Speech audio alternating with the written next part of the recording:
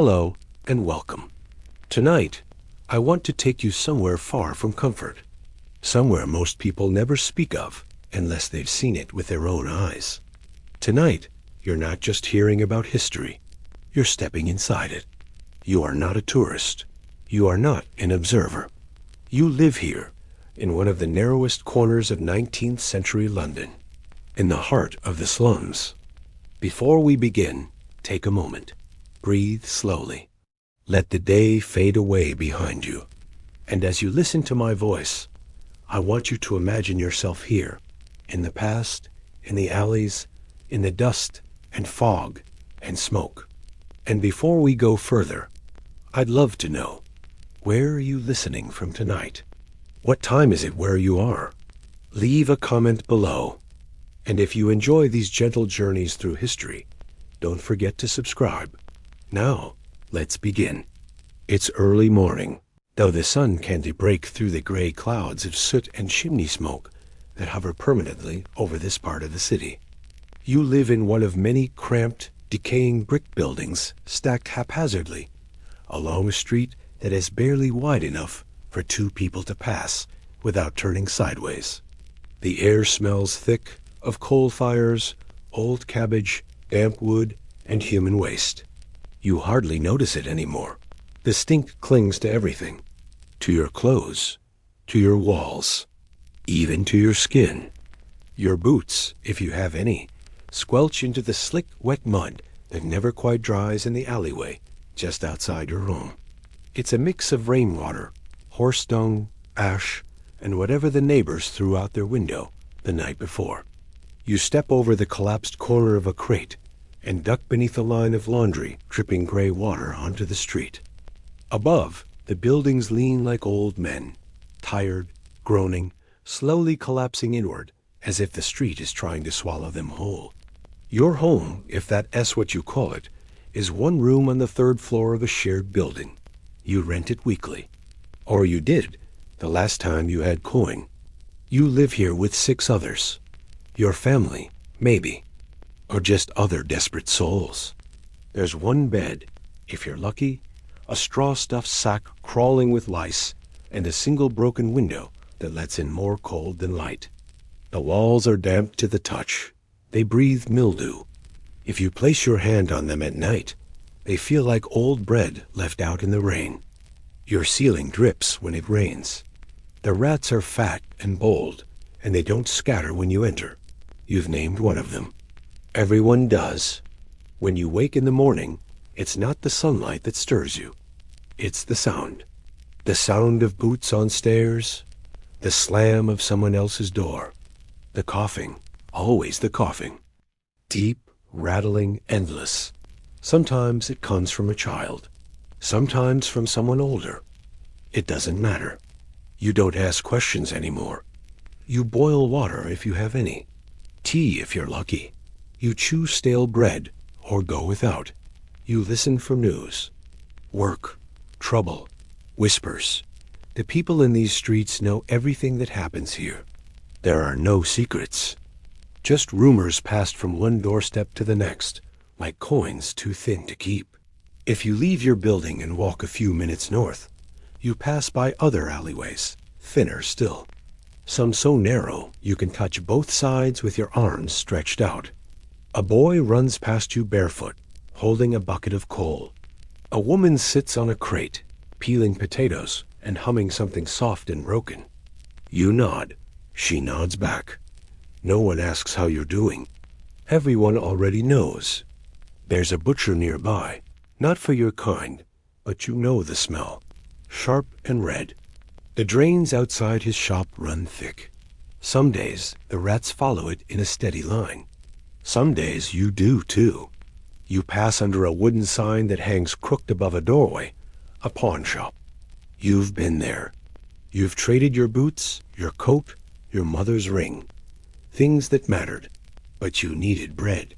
You needed medicine. You needed to pay a man who doesn't ask twice. This street, this slum, is alive in the way a sick animal is alive. Twitching, breathing, wounded, but it survives.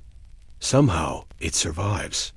There are children here who have never left these 3 streets. They play with bits of wire and broken wheels. They grow up too fast and too thin. Their games are strange and quiet. You once saw a boy pretending to be a chimney sweep, climbing an old fence and coughing for fun. Then he really started coughing. And he couldn't stop. You remember the sound. At night, everything turns colder. Even in summer, the chill creeps in once the sun sets behind the rooftops. Fires burn in grates where they can. Where they can't, people huddle together. The streets go quieter, not silent, but soft. The kind of quiet where whispers carry and doors are bolted. You light a candle if you have one. Or you sit in darkness, waiting for morning, hoping no one knocks, hoping no one screams. There is no law here. Not really.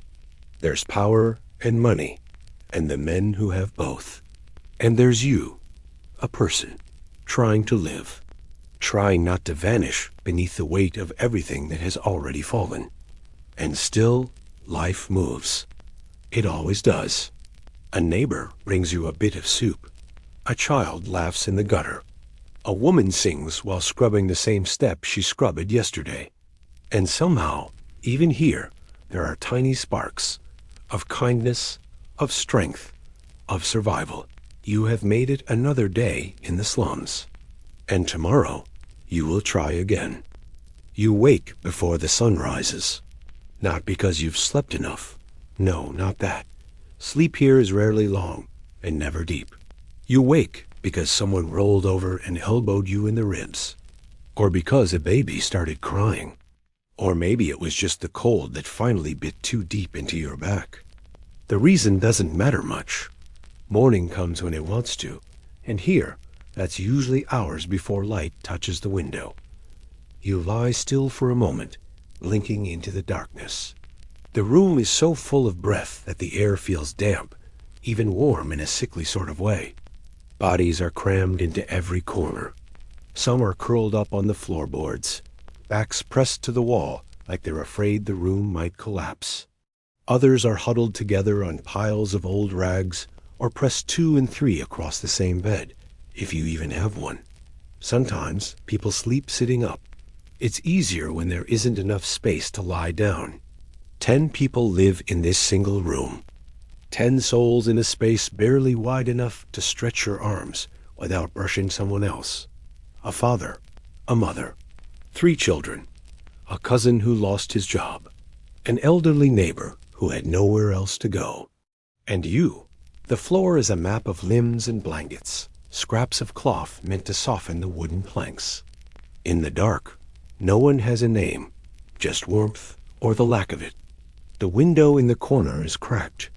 A single pane of glass, long ago mended with wax and cloth. It lets in air that bites. Rain, too, sometimes. The wall beneath it is soft from rot. You can dig your finger into the plaster and pull out damp crumbs. A draft whistles through at night, and you stuff rags into the cracks to try and keep it out. But cold has a way of finding you, even under a pile of worn coats and patchwork quilts. The walls are a patchwork, too, of peeling paint, mildew, and old handprints. You can see where someone once tried to hang a picture. A nail still sticks out near the corner. It's rusted now. You've never seen a picture hanging from it. There's no privacy here. None. Every cough, every whisper, every movement is shared. You know how everyone sleeps, how they snore, or shift, or cry quietly in the night. You've heard things you wish you hadn't. Arguments, prayers, regrets. No one speaks of those things in the morning. You all pretend not to hear. It's a kindness. In the center of the room, a small black stove leans slightly to one side. It's the heart of the space, if you can call it that. The stove is where you boil water, if you're lucky enough to have both coal and something clean enough to boil. It's also where wet socks are dried, where bread is kept from going stiff too fast, and where people gather on cold nights just to feel a little closer to heat. Sometimes it smokes too much, and you all cough for hours. Sometimes it just doesn't light at all. There's one bucket, for washing, for scrubbing, for rinsing out clothes when there's time. The water comes from a pump down the alley.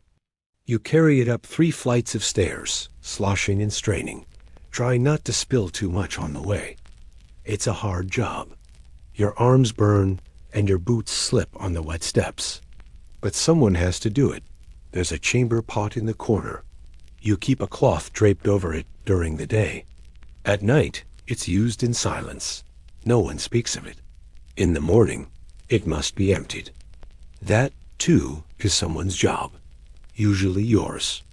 If there's food, it's kept in a metal tin near the stove. There isn't a cupboard or a pantry.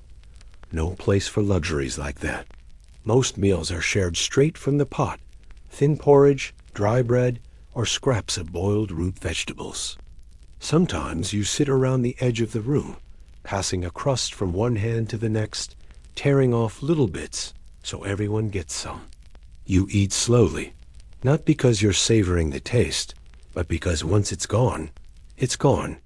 And yet, you live. Somehow, you keep living. You wake each day. You go to work, or beg, or trade what little you have. You come back to this room, this nest of tired people, and find a way to lie down again. There is kindness here, even in the hardship. Someone always tries to start a fire. Someone hums a tune. A child makes you smile, just for a moment, with a crooked grin or a story about rats that can talk. You've learned to dress quickly in the mornings, balancing on one foot as you pull on your trousers or skirt without stepping on someone else. You roll your sleeves while someone behind you yawns. You rub your face and hope the water isn't frozen. And then you go out into the street, into the fog and the noise, where the world is no softer than the room you just left. At night, you return to it. The room is warm from so many bodies, even if it smells of sweat and stale air. You listen to the stories, the rumors from work, the murmurs of neighbors fighting or singing or saying goodbye. You pull your coat around your shoulders and settle into your spot, always the same spot, by the wall, near the door. You pull your knees to your chest. You rest your head against the plaster, and you wait for sleep to find you. This is your home. 1 room, 10 souls. And somehow, even in the dark, you all make space for one another. You learn quickly that in the slums, living is not something you do. It's something you buy, and it costs you everything. There is no such thing as living simply. Every breath has a price. Every bite, every moment spent under a roof. And when you have nothing, even survival is a luxury you can barely afford. Rent is the first weight around your neck. It's not paid monthly, not here. It's due weekly, always. And if you're late, even by a day, you're out. No excuses, no appeals. The landlord never visits. He sends someone else, someone who knocks hard and waits short. Sometimes they don't knock at all. Sometimes they just open the door, look around, and if they don't see coin, they take something else. A blanket, a pot, a pair of shoes. Rent is rarely fair, but it's always demanded. You and 9 others share the rent between you, but even then, it stretches your pockets thin. Each week, someone falls short. A lost shift, a sick child, a few coins stolen on the street. And when one person can't pay, everyone else has to make up the difference or risk the landlord bringing a new tenant to replace you. It's not uncommon. One day, someone's brother is here. The next day, a stranger is sleeping where he used to lie.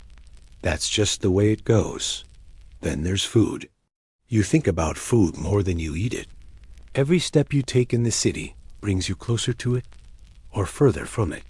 You know where to get stale bread for half the usual price. You know when the market throws out their bruised vegetables, and which stalls will let you fish through the bin without shouting. You know how to boil a single onion into a broth that tastes of something. Not much, but something. Meat is rare. When you have it, it's usually fat or gristle, the scraps a butcher couldn't sell. Sometimes you trade for it. Sometimes you get lucky, and someone shares.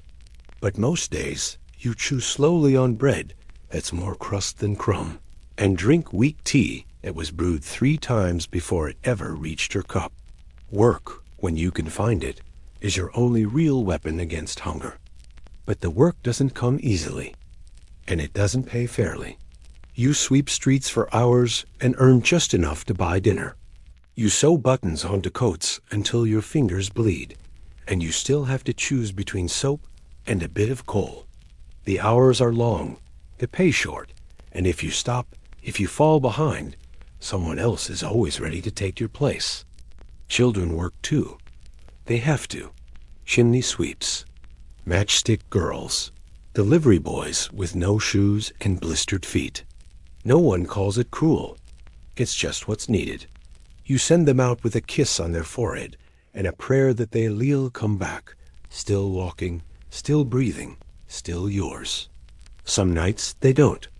Illness is another toll to pay. There's no doctor, unless you have money. No medicine, unless someone offers it. Coughs linger, wounds fester. You learn to wrap them with old cloth and hope for the best. You learn to recognize the color of skin when fever takes hold.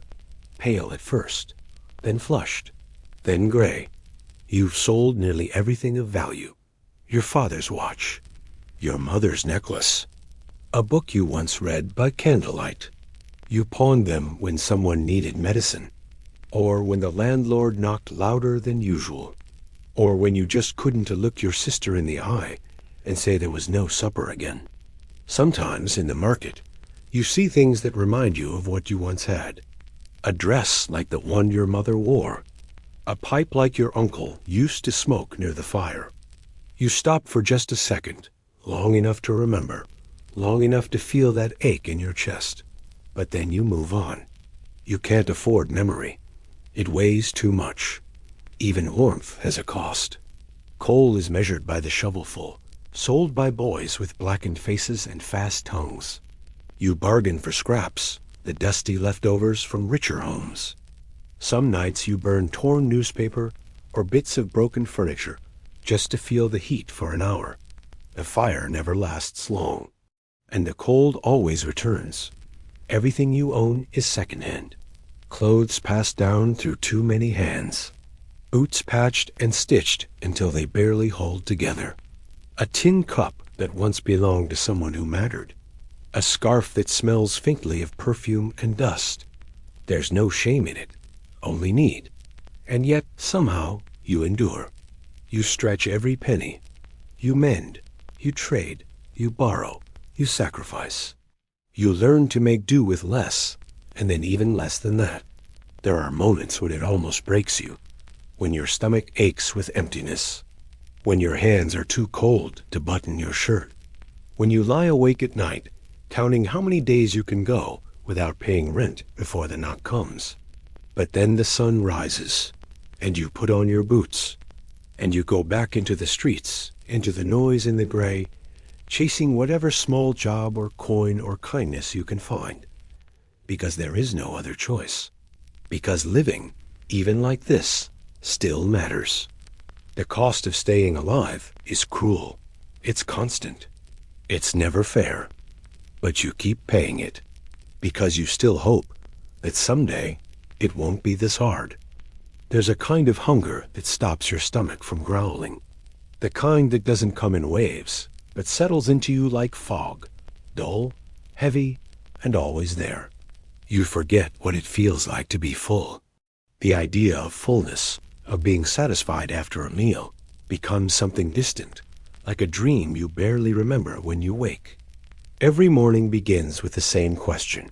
What will you eat today? Most days, the answer is, not much. You pull on your boots and head out into the streets long before your belly has seen food. Maybe there's half a heel of bread left from yesterday. If it isn't covered in mold, you nibble at it slowly, hoping it tricks your body into thinking it's had enough. But it doesn't. It never does. The hunger walks beside you as you work. It gnaws at the edge of your ribs and makes your head swim if you move too fast. It turns the world fuzzy around the corners. You get used to seeing spots if you stand up too quickly. You learn to sit down slowly. You learn not to waste energy on things that don't pay. When you have coins, even just a few, you find your way to the street vendors who know how to stretch things thin. A bowl of stew for a penny. A meat pie that's more crust than filling. You've learned not to ask what's inside.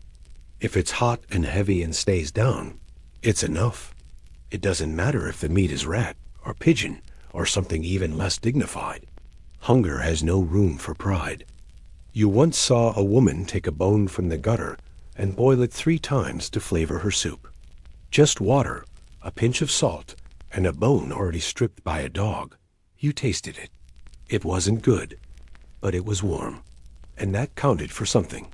The children go hungry first. They don't complain, not really. They watch you with eyes too wide for their faces. You tear off the end of your bread and give it to them. It's never enough, but they eat it slowly, as if they know they won't see more until tomorrow, or the day after that. You've chewed paper once, newspaper soaked in broth. You've licked grease from the inside of wrappings left behind in the gutter.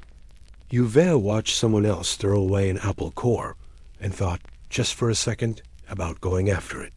Sometimes you do. You've learned the times when bakers throw out their stale goods. You've learned which ones chase you away and which ones pretend not to see you taking from their bins. You've stood in line for soup at the mission house, shoulder to shoulder with others like you, tired, quiet, and grateful for even a half ladle. Tea helps. Even the weakest brew fools the stomach for a while. It warms the body, quiets the shakes. If you have sugar, you hold on to it like gold. 1 cube can change the course of your day. You've learned to drink it slowly, 1 sip at a time, letting it trick you into feeling something close to satisfaction. But sugar is rare, butter even more so. You used to eat eggs. Not often, but sometimes. Now they're too dear. A bit of cheese is almost a miracle. Most days it's just boiled potatoes or stale crusts soaked in weak gravy. You pretend it's a meal. You chew carefully. You swallow slowly. You tell your body it's enough, even as it begs for more. You remember what meat used to taste like. Not the scraps and gristle you buy now, but real meat, soft, salted, seasoned. You can still recall the smell of it roasting, the crackle of fat. It's been so long, though, that even the memory is beginning to fade. Now, the idea of that kind of food seems ridiculous. Who has time to dream of roasted meat when you can't even afford flour? You've seen people fight over bones. You've seen someone faint in the middle of the street because they hadn't eaten in 2 days, and no one stopped. No one helped. Because hunger is everywhere, and no one can spare what they barely have themselves. The hunger changes you. It makes your thoughts smaller. You don't plan for the week. You plan for the hour. You done to wonder what you'll eat tomorrow. You wonder if someone might have bread today. You don't speak of cravings. Craving is a word for people who can afford to say no. You can't. You've eaten flour mixed with water and called it pudding. You've stolen a boiled onion from someone's windowsill and felt guilty about it for days, but not guilty enough to regret it. There are times you want to cry, but your body is too tired. The hunger flattens you. It dulls your emotions, makes you forget what joy even feels like. It's hard to laugh when your belly feels like an empty drum, echoing with silence.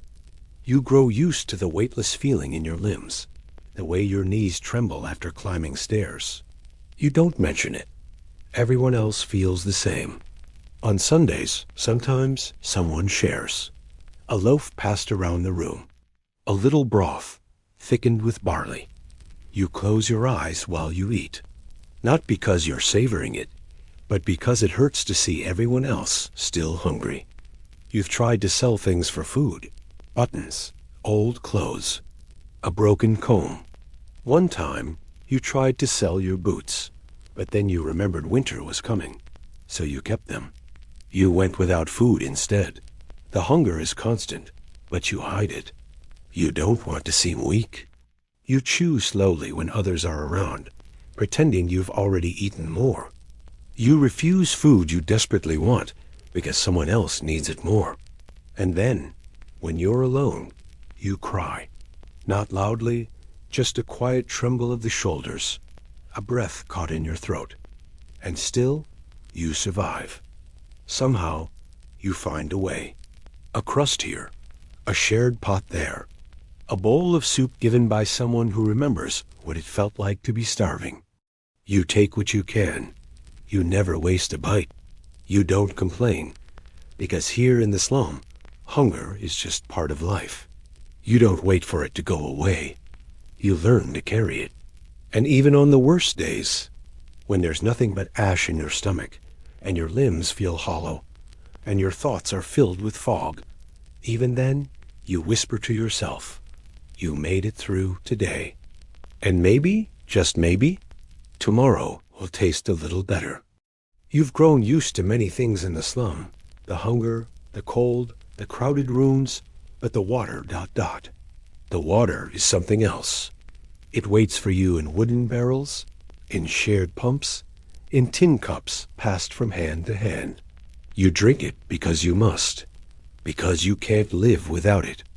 But every time, there is a part of you that hesitates, just for a second, as if your body knows it may be swallowing something worse than thirst. The pump stands crooked near the corner of the alley, cast iron and chipped with age, surrounded by puddles that never dry. You have to line up for it in the early morning, before the real day begins. The queue is quiet, except for the shuffling of boots and the clatter of pails. No one speaks much. They just wait, shoulders hunched, eyes dull. Everyone thinking the same thing. Is this the morning the pump runs dry? Or worse, is this the morning it runs cloudy? You've seen the water when it turns. Sometimes it's just a little brown, like tea made with dirty hands. Other times it smells, sharp, sour, with a thickness that clings to the rim of the bucket. When that happens, you know to wait.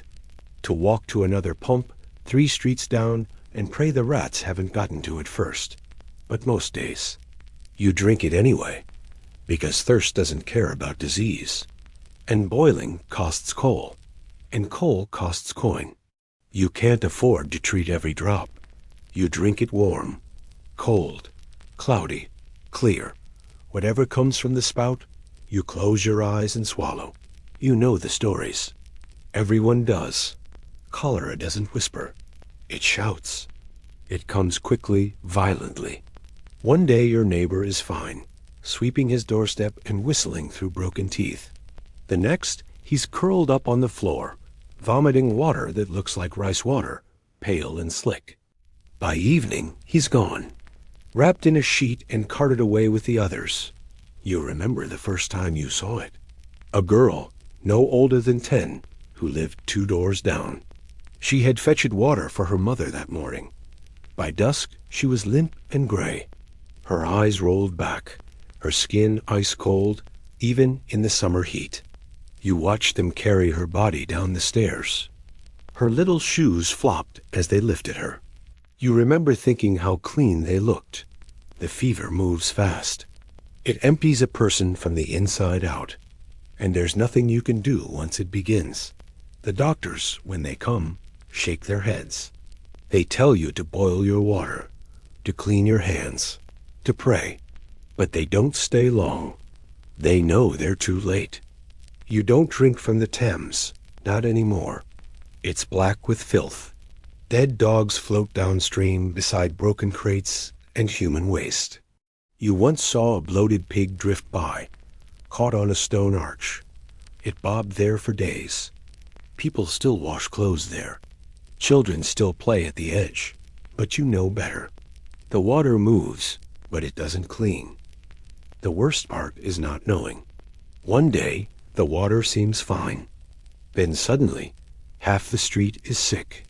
You start watching people closely, listening for the coughs, for the groans through thin walls at night. You notice who hasn't come down to the pump that morning.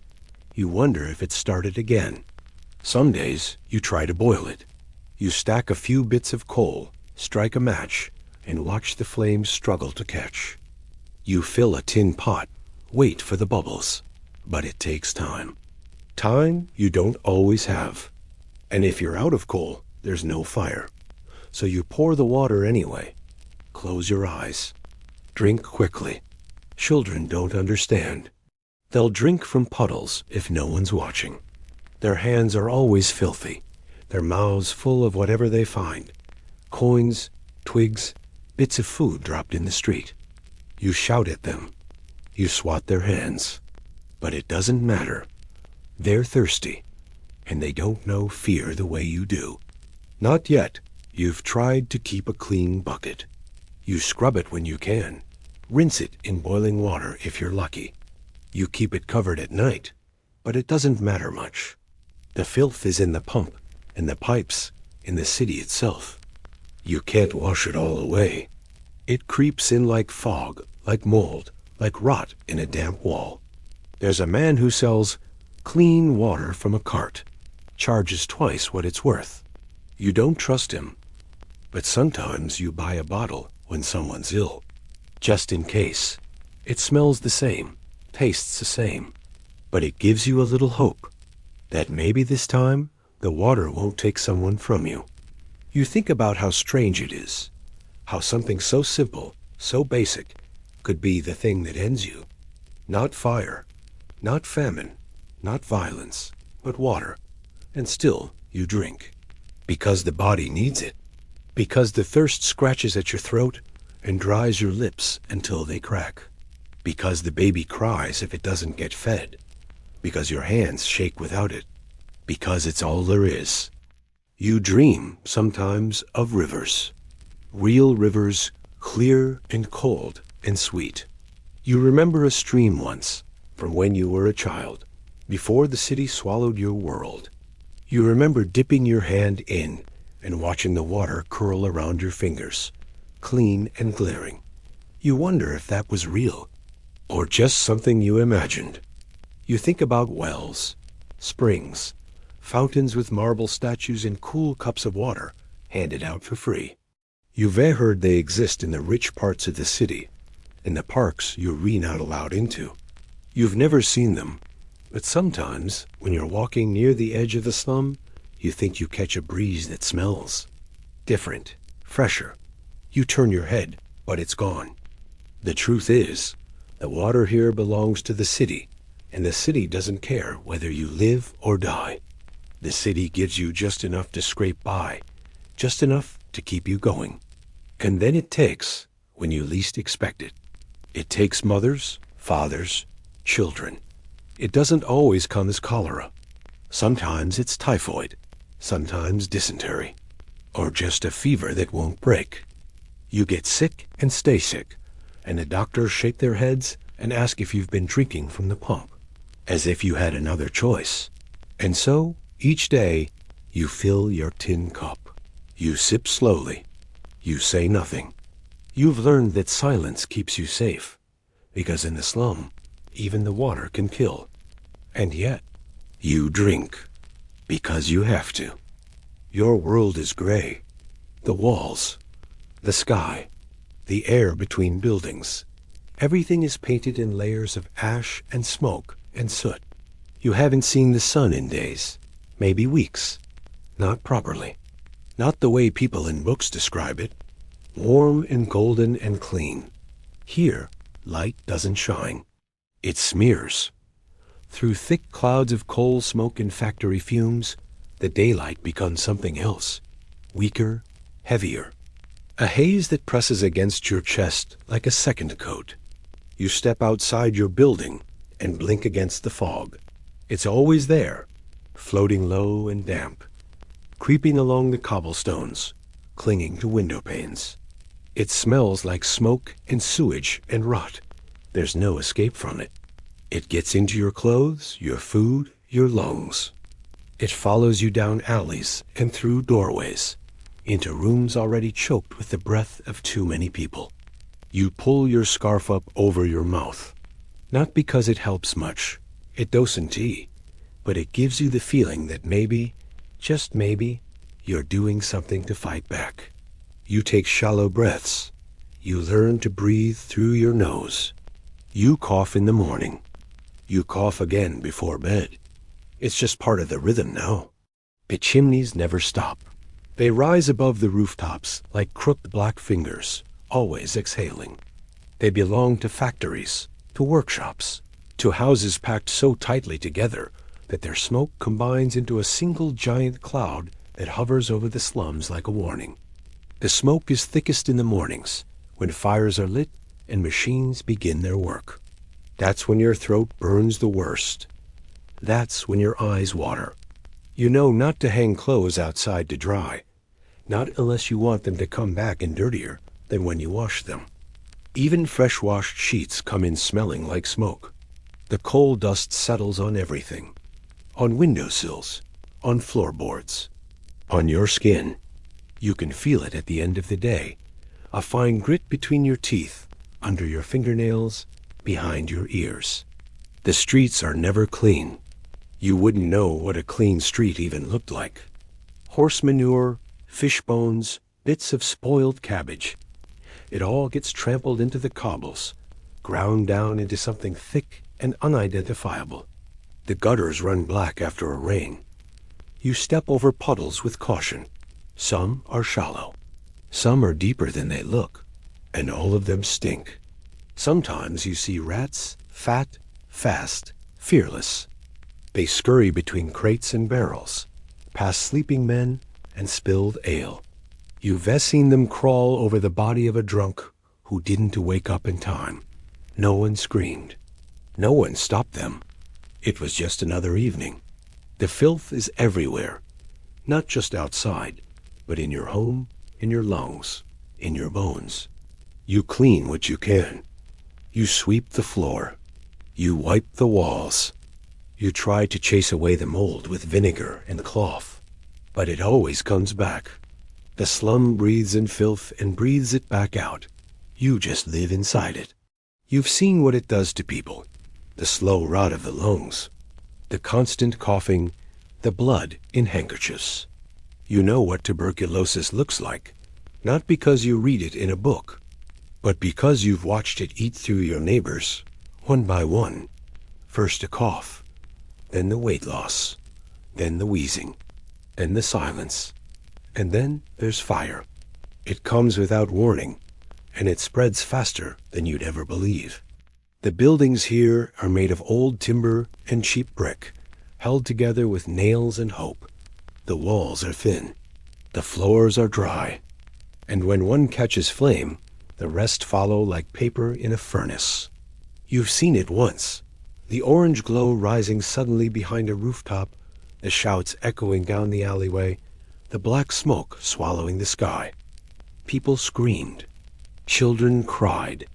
Buckets were passed from hand to hand, water sloshing onto the ground before it ever reached the flames. It didn't matter. The fire had already won. You remember the smell, not just of wood, but of everything else. Hair, fabric, oil, skin. Fire takes quickly. It doesn't care who you are, how long you've lived here, what little you have. It swallows it all, and then it leaves behind nothing but soot. You dream of it sometimes. The heat, the glow, the crackling timbers falling inward. You wake up sweating, heart pounding, nose filled with the phantom scent of smoke. You check the stove. You check the candle. You press your hand against the wall and pray it's still cool. Just cool. There's no fire brigade that comes quickly here. Not to this side of the city. They come late, with hoses that leak and ladders too short. By the time they arrive, what's lost is already ash. And you just watch, mouth covered, eyes burning as your world turns to cinders. People speak in whispers about clean air, about green fields outside the city. You've never seen them, but you've heard stories. Places where the wind doesn't carry soot, where the sky is truly blue, where birds still sing. You can't picture it. Not really. Your world is gray. And yet, You go on. You walk through the fog. You wipe the soot from your windows. You help shovel coal into a fire that gives just enough warmth to matter. You keep breathing, even when your chest hurts. Even when the coughing wakes you in the night. You keep going, because this is your home. The fog, the filth, the fire, they are all part of the same story now. The same city, the same life. You no longer wait for clear skies. You no longer wish for fresh air. You've stopped hoping that one day you'll breathe deep and smell something clean. You've learned to take shallow breaths, to pull your scarf higher, and to carry on. Your body is not yours. Not really. Not anymore. It belongs to the work now. From the moment you open your eyes to the moment you collapse onto the boards at night, everything you are is spent on surviving, and that means labor. Not noble, meaningful labor. Not craft or trade. Just labor. Endless, grinding, bone-deep toil. You wake up tired. You fall asleep aching. You live in pain so constant, you've forgotten what it feels like to be still and whole. It starts young. You remember that. The first time you worked for coin. Not food, not chores, not play. Real work. A basket in your hands. A list of deliveries. Scrambling through alleys and dodging carriages while the wind whipped against your ears. You were proud, at first. Proud to help. Proud to earn. But the pride faded faster than the bruises on your shins. There's no choice in where you work. You take what's given. And what's given is cruel. In the mornings, you shuffle through the fog to the mill, or the match factory, or the ironworks, or the laundry house, where steam scalds your face and your hands stay red from scrubbing clothes that aren't yours. You've sorted bones. You've swept soot. You've sorted rags from rubbish and ash from coal. You've breathed in dust that never leaves your lungs. In the factory, the air is heavy with powder. It coats everything, your hair, your tongue, your clothes. You cough until your throat feels raw, but you keep working. There are no breaks, only the rhythm of machines. Thud, whir, snap. The floor is sticky. The windows are always closed. The foreman walks with a stick in his hand. You've learned not to look at him too long. The match girls have it worst. You've seen their teeth, or where their teeth used to be. Their skin takes on a sickly glow, pale and yellowed, like candle wax. They talk softly, when they talk at all. The phosphorus eats them from the inside. But they keep working, because there is no other way. In the mill, your ears ring from the noise. A roar so loud it becomes silence. The machines are fast. Faster than you. If you fall behind, you get shouted at. If you fall in, you lose more than your job. You've seen fingers torn off in gears. Sleeves caught. Skirts pulled. Blood smeared across the floor while the looms keep turning. Some men work the sewers. You tried once. Crawling through tunnels that smelled like death, the torchlight flickering off wet brick. You felt things brush against your legs, saw rats the size of cats. One man slipped, hit his head. They pulled him out by the ankles. He didn't move after that. The strongest are sent to the docks.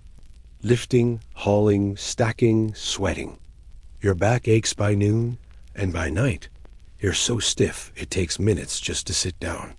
You carry crates so heavy, your arms feel numb by the second trip. No gloves, no breaks. You sleep like a stone afterward, but only for a few hours. There are days you dream of clean work. A desk, a pen, a warm fire. But those jobs are not for people like you. You don't have education. You don't have time to learn. You have muscle. You have hands, so that's what you sell. And the cost is high. Your knees crack when you bend. Your fingers are blistered or split or missing nails. Your spine curves more than it should. You can't remember the last time your shoulders didn't ache. Even your feet, always damp, always cold, carry sores that never heal. You know the stories of men who dropped dead on the factory floor, of women who lost their sight from working by candlelight, of children crushed beneath wagons or buried under collapsed chimneys.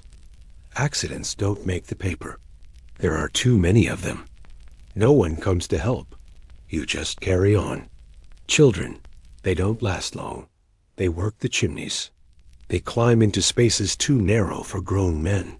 They bleed. They cry. But they're small, and small is useful. They get stuck. They get scared. They fall. Some never come back down. And still, the next day, someone else is sent up. You've worked in rain, in snow, in blistering heat.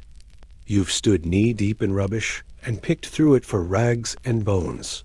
You've lifted until your arms gave out. You've walked home barefoot, boots worn through, and soles bleeding.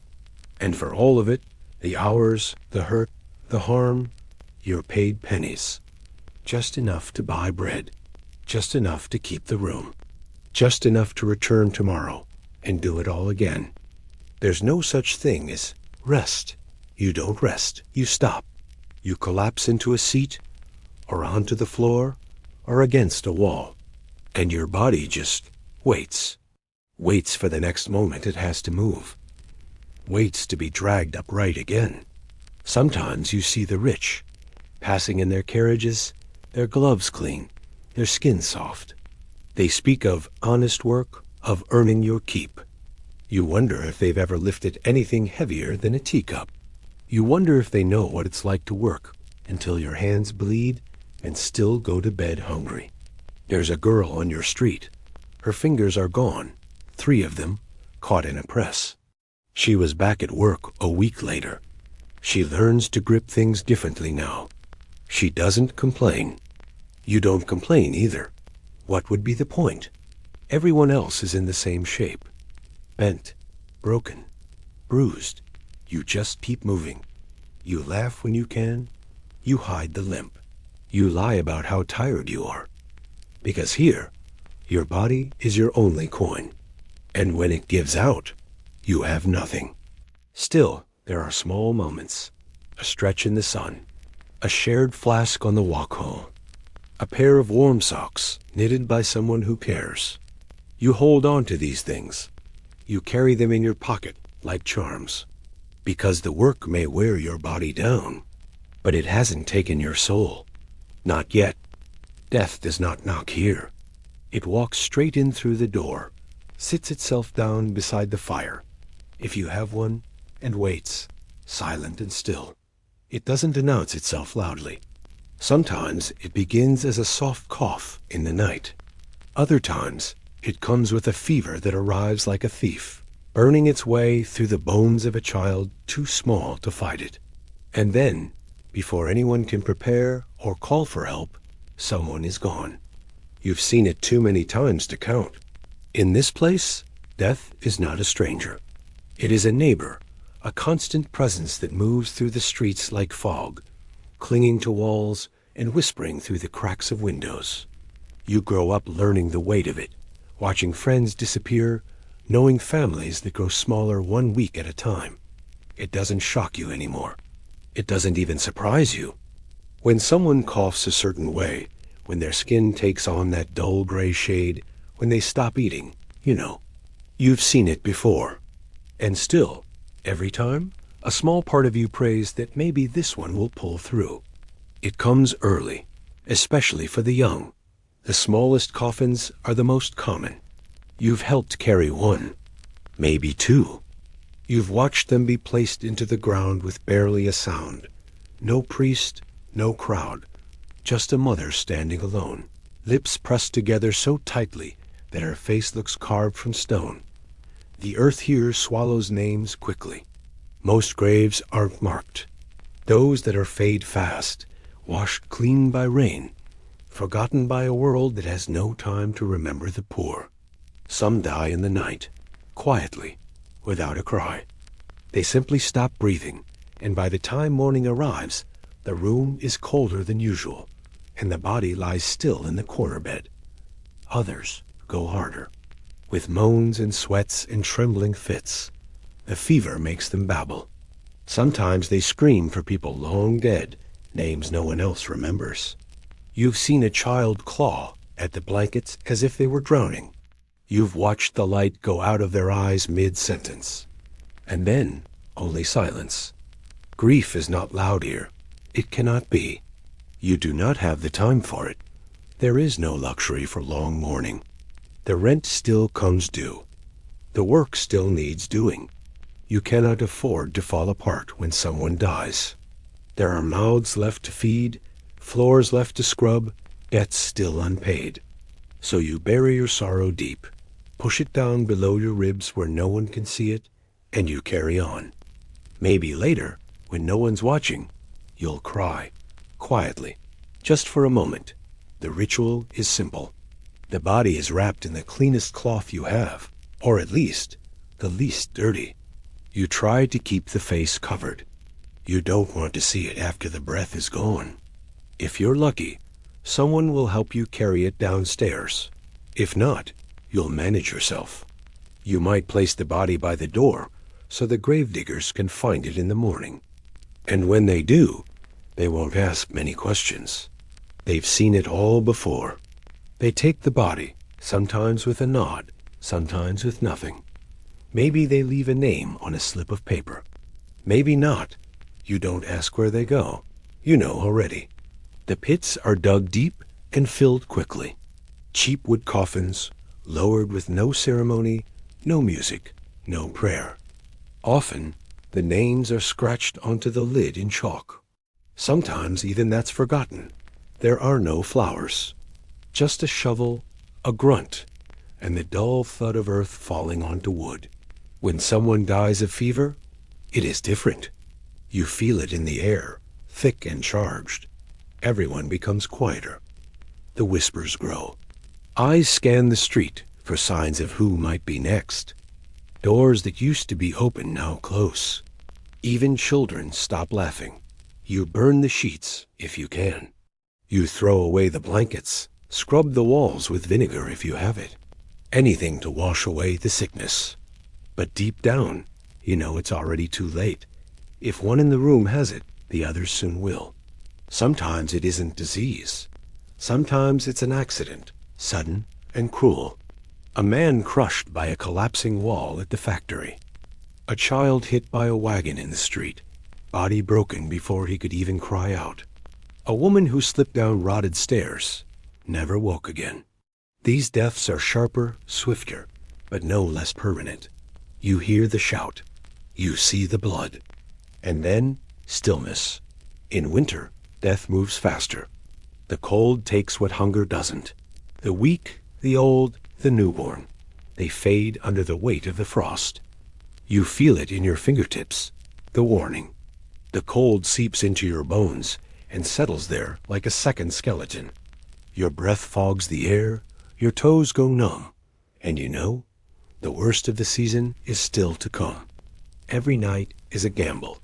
You tuck the children close, stack the rags as high as you can, and pray the wind won't find its way through the cracks. You remember one year when the neighbor's fire went out, and they didn't have coal to relight it. By morning, the baby was gone. She looked peaceful, almost like she was sleeping. The mother sat for hours beside the tiny body, unmoving. No one knew what to say. You stop counting the deaths after a while. There are too many, faces blur. Names fade. You remember the shape of them more than the details. The way someone always whistled when they walked, or how they wore their cap tilted to one side. Small things. You hold on to those because they are all that remain. Children learn early. They understand the quiet codes. When someone's gone, they don't ask why. They don't talk about it unless you do. Sometimes they draw pictures of the dead, simple figures with sad smiles. They leave them under pillows or on windowsills. A way of saying goodbye without words. And yet, in all this sorrow, there is also something else. A strange kind of strength. People help each other here. They bring what little they have, a crust of bread, a piece of coal, a hand on the shoulder. No one has much, but they share it anyway, because tomorrow it might be their turn. And because kindness, however small, is one of the only things that still feels alive. There are moments, too, when laughter returns. Soft and hesitant, like a bird that's forgotten how to sing. Someone tells a joke. A baby takes its first steps. A song drifts in from down the road, and for a brief second, death seems far away. But it never stays away for long. It returns with a cough, with a cry in the night, with a silence that spreads across the room like frost. Still, you keep going, because what else is there to do? You wake up, you work, you hold the ones you love close. You light a candle for those who've gone. You speak their names into the quiet. You keep moving, even when your feet are heavy with grief. Because here in the slum, death may come early, but you refuse to let it take everything. You never set out to be a thief. In fact, you remember the exact moment you swore you never would. You were younger then, eyes still wide, belly still full enough most days to pretend hunger was only a passing ache. You saw a man dragged down the street by a constable, arms behind his back, blood on his lip. Someone said he'd stolen a loaf of bread. The baker followed behind, still shouting, still red-faced, waving a broken stick of French roll like it was a royal scepter. And you told yourself that day that you'd never stoop to it, never become that. But hunger changes everything. It doesn't happen all at once. No one wakes up a criminal. It creeps in slowly, like the cold. First, a missed meal. Then a day with nothing but water and a scrap of crust. Then the dizziness. The way your legs feel made of sticks and your thoughts start swimming like they're far from shore. That's when you begin noticing things. Coins on windowsills. Pockets too full. A stall left unattended. You don't take anything. Not yet. But the thoughts begin. You tell yourself it's just imagination. But then comes the day when there is nothing left. No work. No scraps. No neighbors to lean on. They're just as empty. The children cry with tight, hollow voices. Your stomach growls like a wild thing in your chest. And that's when the decision becomes less about choice and more about survival. The first time is always the hardest. You don't plan it. It just happens. A moment presents itself, and something inside you moves before your brain can catch up. Your hand closes around an apple. You pull it fast, tuck it beneath your coat, and walk away like you are never there. Your heart pounds so loudly, you're sure someone can hear it. You walk faster. Then you run. When you turn the corner and no one follows, you fall to your knees and eat the apple before it's even washed. The juice stings your dry throat. The guilt comes later. You expect shame, maybe even regret. But what you feel is relief. And then a terrible, aching kind of clarity. It worked. You try not to make it a habit. You really do. But hunger is not something that leaves you once it's been fed. It lingers, waits. And as the weeks pass, the moments come more often. A coin from a distracted gentleman's coat. A bit of coal from a wagon. A warm meat pie left steaming on a window ledge too low for its own good. You don't steal to grow fat.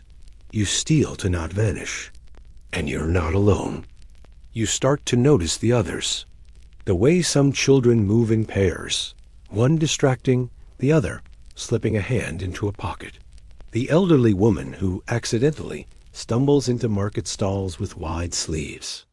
The boy who never walks anywhere without a sack, always empty when he arrives, always full when he leaves. There's a silent code among thieves here. You don't ask names. You don't brag. And you never steal from your own.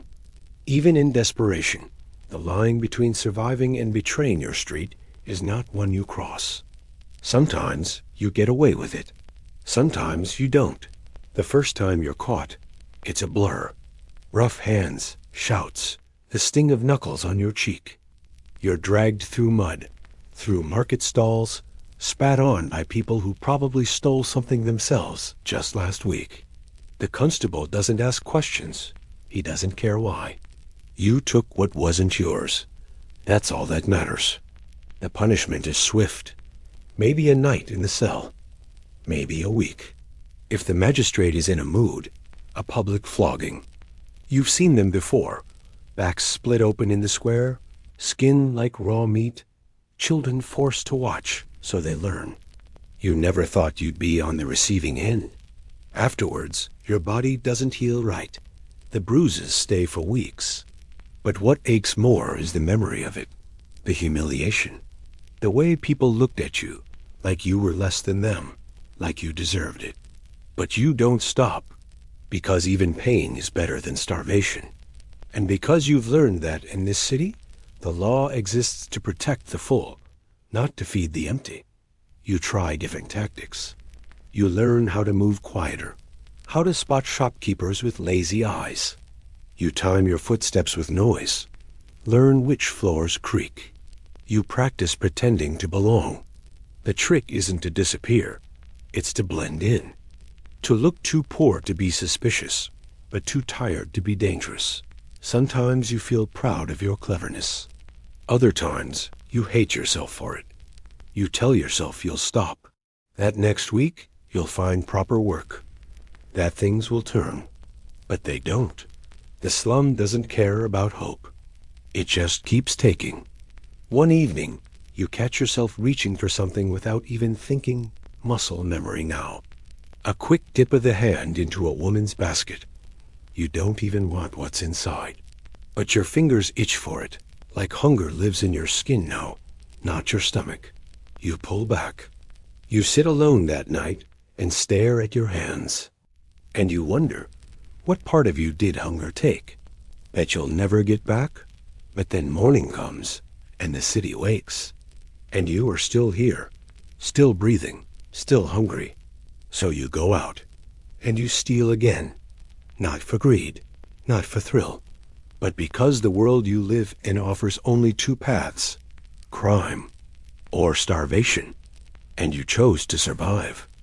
You hear the word often, whispered like a curse, muttered like a threat, workhouse, and though no one says it loudly, you feel its weight in every conversation about sickness, rent, or hunger.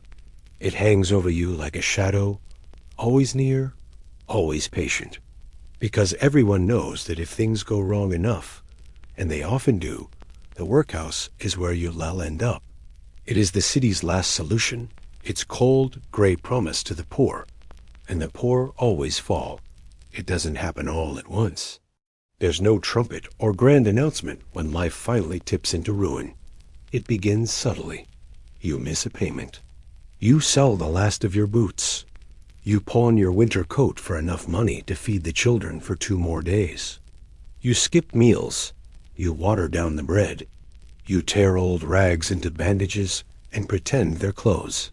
You hold on for as long as you can. But the city is heavy, and you are tired. And one day, there's nothing left. The landlord stops knocking. Now he just sends men to take the door off the hinges. Your neighbors look away when they see you. No one offers a coin. No one has one to spare. You sleep on damp stone with your back to a wall and your arms around your children, wondering how much colder it can get before something gives out. And when it does, when you can't even fake survival anymore, that's when someone says it gently, with eyes full of pity. You could go to the workhouse, and so you do. The building itself is meant to intimidate. Tall and silent and gray. Not just brick and mortar, but judgment made solid. Its walls loom like prison gates.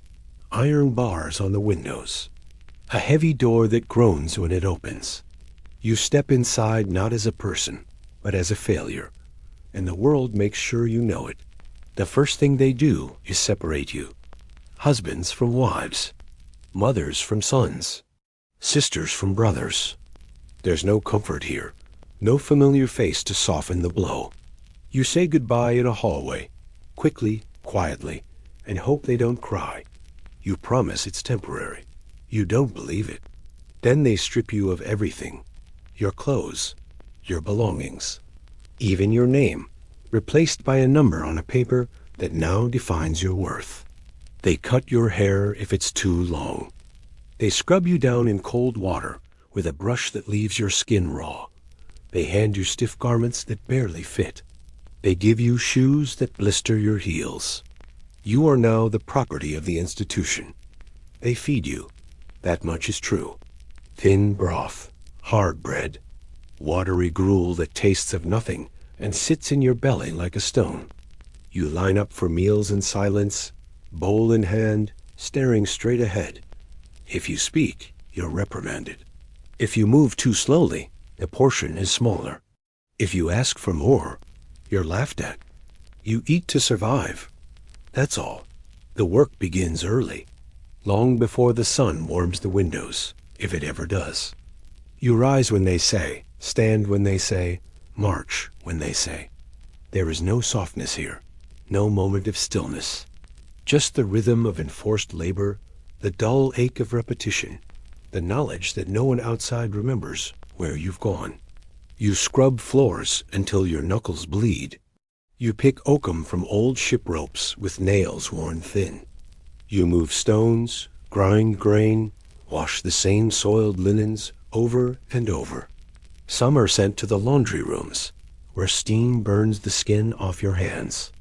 Others break rocks in yards, filled with dust and silence. The air is heavy. The walls echo with coughing. You don't ask what anyone did to get here. You know the answer. They were poor. The supervisors walk the halls with sticks in hand and eyes that see too much. They watch for signs of disobedience, of defiance, of spirit. You learn quickly to keep your head down, to never complain, to move just fast enough not to be noticed. If you cry, you do it in the night, into a pillow that smells of mold and old sweat. If you scream, you do it in your dreams. There are children here, too. You see them in the yard. Small, silent, eyes wide. They work like you do, sometimes more. The idea is to break them early, so they grow into obedience. You watch a boy no older than 7 haul a sack of coal on his back, teeth gritted, knees shaking. No one helps him. Helping is against the rules. Kindness makes people remember they're human. The system doesn't want that. Sundays are the same as every other day, except with prayers.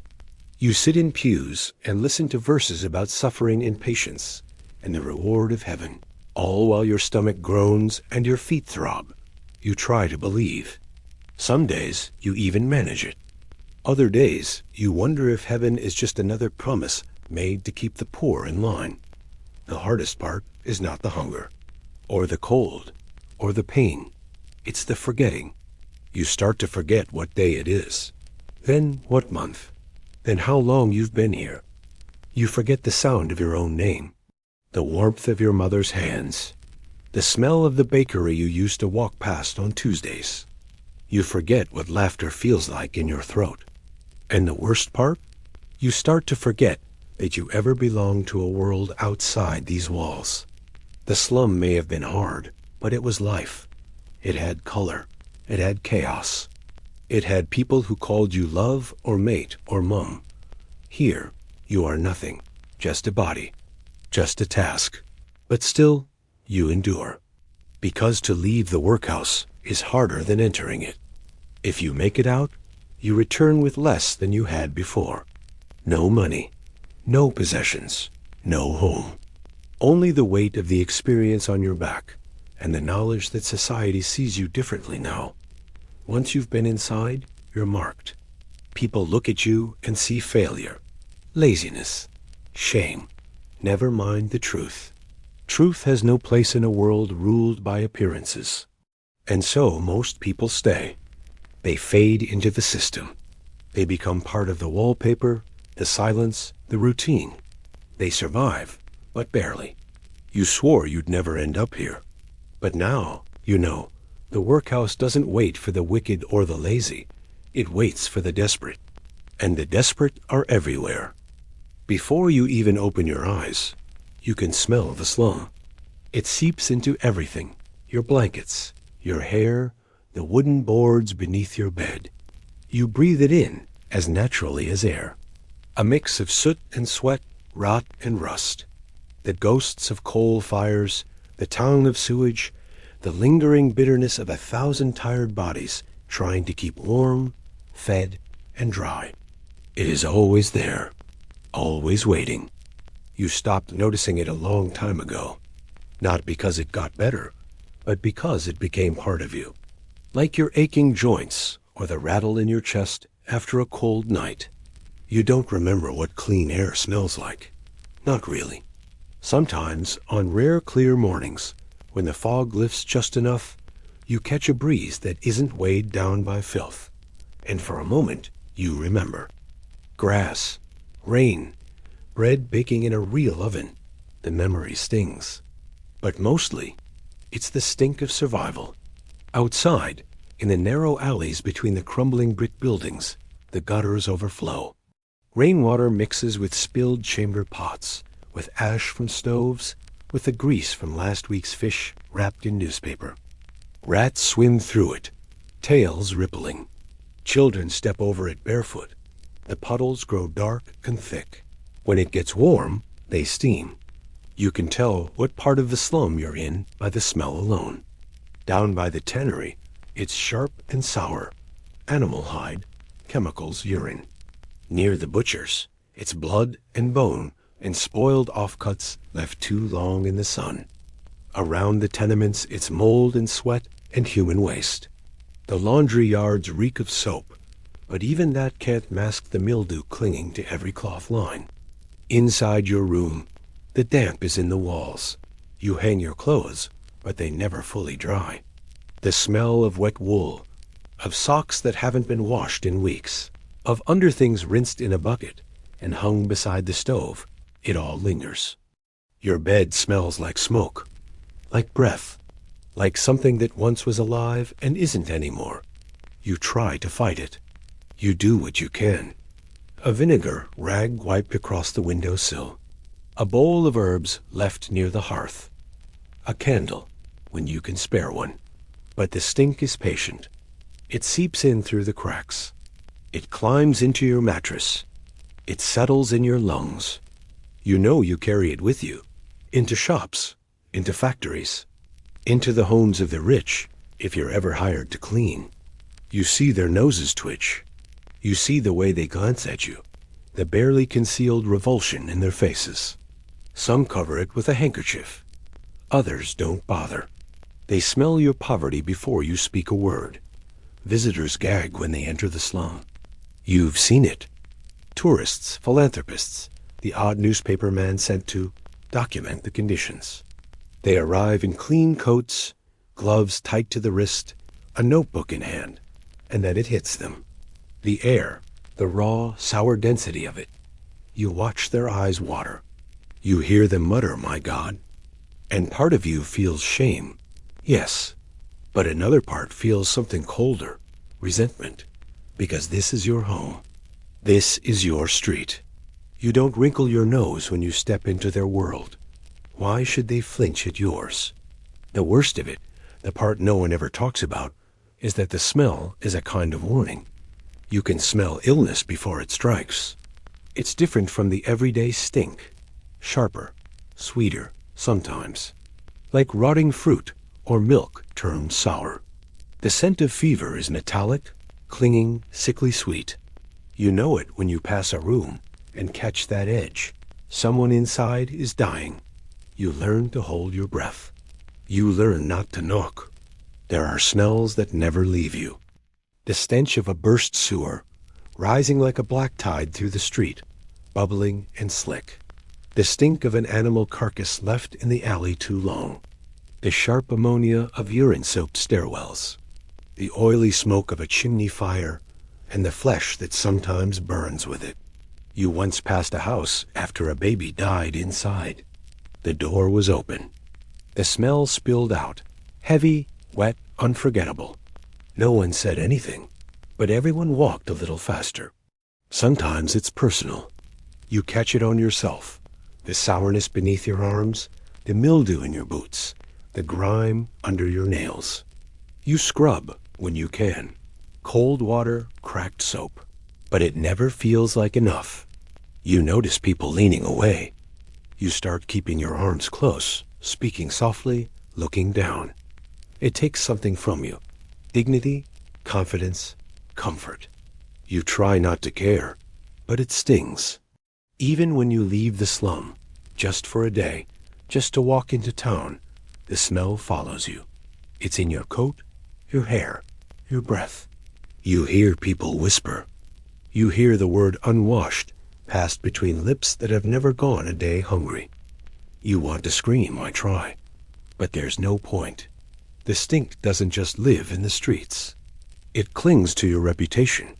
Some days you imagine air that smells of nothing. Not soap, not sweat, not sickness, just clean. You dream of sheets that smell of sun, of hair that smells of lavender, of kitchens that smell of warm bread and not boiling fat. You wonder what it would be like to breathe without flinching. But dreams don't last long here. The stink returns before the memory fades, and you live with it, because you must. Because this is the scent of being forgotten, the scent of trying, the scent of surviving, the scent of despair. They should be laughing. That's what childhood is supposed to sound like. Laughter, running feet, squeals of joy echoing off cobblestone streets. But here in the slum, the sound is different. Laughter comes quietly, in rare flickers. More often, you hear coughing, crying muffled under a blanket, the wet sniffles of children too exhausted to wail, the crack of a whip at the factory gate, the barked orders of a foreman, and beneath it all, the silence of resignation. The children are not all right. You see it in their eyes. Not the wide, wondering gaze of innocence, but something older, heavier, like they've lived a lifetime in half the years. Their bodies are small, their backs already bent. Their hands bear the scars of work no child should know. Blisters, bruises, burns. Tiny fingers that sort nails and thread needles and sweep ash from beneath industrial furnaces. They don't flinch when they're hit. Most don't even cry. They just keep working. The world doesn't wait for them to grow. The slum can't afford that luxury. As soon as they can stand, they are expected to carry. As soon as they can hold a brush, they're sent up chimneys. Thin bodies slip into narrow spaces, lungs full of soot before they ever learn their letters. They cough black phlegm before they speak full sentences. And when they get stuck, and they often do, there's no gentle rescue. Just a shout, a yank, sometimes, a funeral. If they don't go up chimneys, they go into factories, or mines, or the streets. There are jobs for children everywhere, not because anyone wants them to work, but because they cost less. They don't argue. They don't ask for breaks. And if they get sick or crushed or die, there's always another child to take their place. Always another hungry mouth desperate to be useful. The hours are long, 12, 14, sometimes more. They rise before dawn and return home after dark. You see them sleeping on crates, slumped against stairwells, faces smudged with grease and ash. Their boots fall apart in weeks. Their clothes hang loose over thin limbs. They walk with limps, cough with cracked voices, squint against the grime that lines their lashes. They look like shadows of people, not children. Some are born in the workhouse and never leave. Others grow up wild in the alleys, raised more by instinct than by parents. Their mothers are too tired, their fathers too broken. Love is not absent. It's just buried under the weight of survival. Sometimes a gentle hand tussles a dirty head. Sometimes a lullaby hums in the dark. But more often, care comes in the form of a slap to keep them away from danger. A barked order to stay quiet when the landlord comes. A whispered prayer that they'll wake up tomorrow. You hear stories of boys crushed beneath factory presses, of girls with scalps torn out by spinning machines, of infants left alone while their mothers work, only to be found cold and still when the shift ends. You stop asking if the stories are true. You know they are. You've seen it. You've lived it.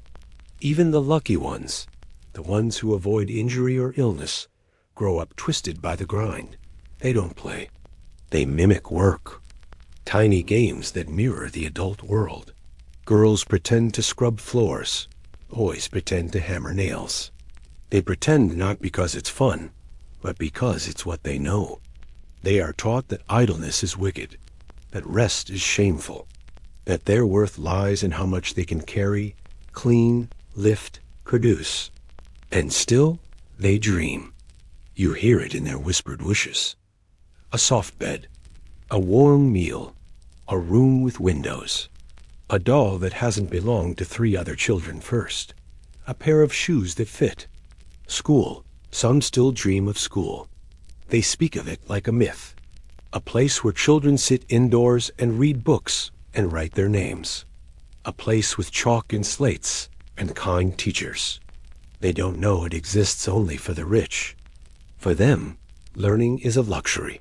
Work is their education, and the only lesson taught is survive. Sometimes they smile. Children always find a way, even here. They make dolls from rags and buttons. They kick tin cans through puddles. They sing songs they've heard their mothers hum. They sit close to one another at night and pretend the darkness is a tent. But the joy is fleeting, snatched. They are too often reminded of the world waiting outside. No one protects them. The factory owners certainly don't. The law turns a blind eye. Policemen walk past barefoot boys begging on corners and do nothing. Sometimes they push them away. Sometimes they take their coins. Society calls them street rats, or urchins, or nuisances, as if they chose this life, as if they were born already broken. There are orphanages, some well-meaning, others not. But even those become just another wheel in the system. Children pulled from one cage and placed into another. Rules, uniforms, labor, silence. If you don't follow the code, you're punished. If you do, you're forgotten. Worse still are those who vanish. Taken, sold, used. You hear the rumors. You see the signs. A girl goes missing. A boy is found changed. No one talks about it, not openly, but everyone knows. The slum swallows them, and the city does not ask questions. You wonder sometimes what these children could have become. If the world had been gentler, if they'd been given paper instead of coal dust, if their hands had held pens instead of bricks, if their eyes had seen light instead of smoke. You see sparks in them, cleverness, courage, kindness, and you wonder what kind of world crushes that spark before it has a chance to burn. And so the cycle continues. The children are not all right. They are cold. They are hungry. They are tired, and no one seems to care. But you do. You watch them. You remember your own childhood, or what passed for one. You slip them crusts of bread when you can. You tell them stories, even when your voice is hoarse.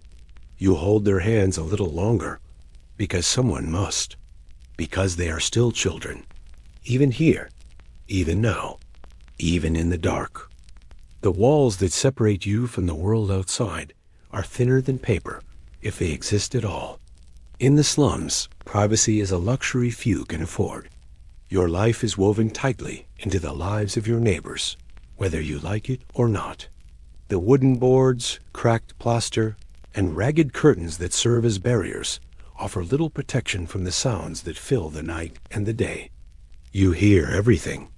The low murmur of whispered secrets behind closed doors, the sudden eruptions of anger that leave the air heavy and sharp. You listen to the creaking of floorboards as someone paces endlessly in worry. The cries of newborns cut through the stillness, fragile life that seems almost out of place amidst the grime and despair. You hear the thud of fists against flesh, the choking sobs, the sharp words exchanged in fury or fear. You hear the final fading breaths of those who slip away alone in the darkness. Every sound folds into the next, a relentless symphony of survival and suffering. Sometimes the noise is a comfort. It reminds you are not alone. The chatter of women hanging laundry, the laughter of children chasing each other through the alleys, the familiar rhythm of daily life. These sounds stitch a fragile web of community. Even in hardship, there is company, and company can be a balm. You know who will listen, who will share their last bit of bread, who will watch your children when you have to work late. In these tiny moments, kindness glimmers like a candle flickering in the dark, but kindness is often edged with desperation. When everyone is struggling to keep their head above water, patience wears thin. Fights flare over small things: a stolen loaf, a spilled bucket of water, a cigarette left burning too close to a curtain. You learn to step lightly, to choose your words carefully, because tension is always close to snapping. Even those you call friends might turn on you if it means securing their own survival. Sometimes the neighbors are your tormentors. When the screams come from next door, it is hard to know if they come from drunken violence or a harsh word from a frustrated father. You hear the stomping feet, the slam of doors, the shouts that make you flinch. The women cry behind closed shutters. The children plead silently in their beds. You wish you could do more than listen. You also hear the moments of joy, a song drifting from an open window, the clinking of glasses shared among friends, the soft murmur of prayers said before bedtime. Even here, life presses on. You cling to these brief reprieves, knowing they might be gone by morning. Walls are thin, but so are the people who live behind them. You carry the weight of others' pain along with your own. The fatigue builds day after day until it seeps into your bones and dulls your senses. You become numb, not because you don't care, but because caring hurts too much. You learn to shut out the cries, the insults, the desperation, to survive the noise by turning inward. This numbness is a shield. It protects you from breaking under the relentless pressure, but it also isolates you, creating a quiet loneliness within the crowded streets. You see others walking with vacant eyes, shoulders hunched, moving like ghosts through the fog of their own despair. Yet even in numbness, the human spirit flickers. Sometimes a smile breaks through. Sometimes a hand reaches out. Sometimes, amid the noise and the chaos, you find a brief moment of peace. Because this is life in the slum. Messy, loud, painful, and unbearably alive. Sunday mornings bring a fragile hope, a brief pause from the relentless grind of survival. You wake before dawn, your body aching more than usual, joints stiff and skin clammy with sweat. Even though exhaustion clings like a second skin, you force yourself to rise. Today is Sunday, and despite everything, you dress in your best clothes, or rather, the best that you have left. The threadbare shirt with a collar that's seen better days. A skirt patched more times than you can count. Shoes that pinch and rub, but which still somehow manage to be clean. The ritual feels like a small victory, a claim to dignity in a world that strips it away daily. You look in the cracked mirror above the fireplace, a luxury itself, and see a face etched with hardship. Your eyes are sunken deep, shadows carved beneath them like dark hollows. Teeth, once white, now crumble and darken, some lost to decay or the careless hands of time and poverty. Your hair is limp and dusty, pulled back hastily with a threadbare ribbon. Despite all this, you try to hold a semblance of pride. You straighten your shoulders, lift your chin, and whisper a silent vow to endure another week. Walking to church is a journey through a city that barely acknowledges your presence.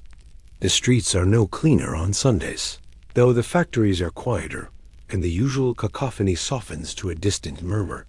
People hurry past, some casting sideways glances at your shabby clothes and worn boots. You feel the weight of their judgment, as though poverty stains more than just fabric. Still, you clutch your basket tightly, stepping with purpose, rehearsing the prayers you've heard since childhood. The church itself is a sanctuary, a rare place of calm and order. Inside, the pews creak under the weight of the congregation faces, marked by the same hardship you wear so openly. The scent of burning candles mingles with the faint odor of damp wool and unwashed bodies. The priest's voice echoes through the nave, preaching patience, charity, and the promise of salvation. You listen, your heart both soothed and torn. His words speak of eternal reward for earthly suffering, but you wonder how much longer you can endure the pain before you lose hope. You try to concentrate on the hymns, the voices raised in fragile harmony. You want to feel uplifted, to believe in a better world beyond these walls. But your body rebels a coughing fit, shakes your frame, dry and harsh. You press a handkerchief to your mouth, embarrassed by the interruption. You notice others watching, pity or disdain in their eyes, and you shrink back. You remind yourself that this too is part of the struggle, to hold on to dignity when your body fights against you. After the service, you mingle briefly with neighbors, exchanging weary smiles and whispered news. There are talks of jobs lost, rents overdue, children sick. You share what little you can, a crust of bread, a kind word, a moment of empathy. These connections, fragile as they are lifelines in a world that so often feels indifferent. You return home slowly, the sun low and the air crisp. Your body aches more than before, the weight of another week pressing down. You prepare a meager meal, your hands trembling slightly as you set the table. You think of the clean shirt still hanging on the chair, the last remnant of hope you'll wear again next Sunday. You know the fight for decency is ongoing. It's in every washed garment, every prayer said softly in the dark, every attempt to keep hope alive when the world seems bent on breaking you. You may be fading, but your spirit clings stubbornly to the idea that dignity matters, even when the body fails. You often dream of escape, of packing your few belongings into a battered bag and walking away, far away, from the filth, the noise, the unending ache of the slum. You imagine clean streets, lined with fresh air and quiet trees. A home with windows that open to sunlight, not smoke. A life where your children play freely, where hunger is just a memory, where your name means more than survival.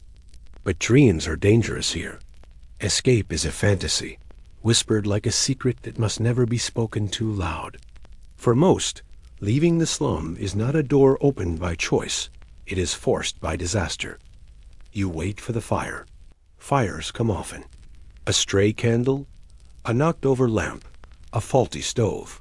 Flames lick the wooden frames, swallow thatched roofs in moments. Smoke chokes the sky, dark and thick. The sirens wail and the fire engines come, but the water runs dry or arrives too late.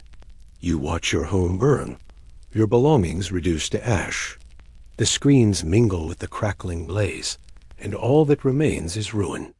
You gather what you can, children, a bundle of clothes, a scrap of food, and stumble into the cold night. You are homeless once again, but this time by force, not by choice. The fire is cruel and indiscriminate. It devours everyone, neighbors, friends, strangers. No one escapes untouched. But it is also, perversely, a chance to start again. Yet even in these moments, the hope is thin. Because where do you go when your world is gone?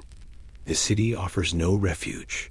The shelters are overcrowded and filthy. The workhouses wait at the edges, their doors shut tight. The streets swallow you whole once more, pushing you into the same cycle of despair. You don't rise from the ashes. You move sideways into another slum, another alley, another cold bed and empty belly. Sometimes the fire is not literal, but a break in your life, a lost job, a family tragedy, a sickness. The cracks widen until the house of your life collapses. The ground beneath you shifts, and you fall, not into safety, but deeper into poverty. You hear stories of those who left, of families who escaped to the countryside or to new countries across the sea.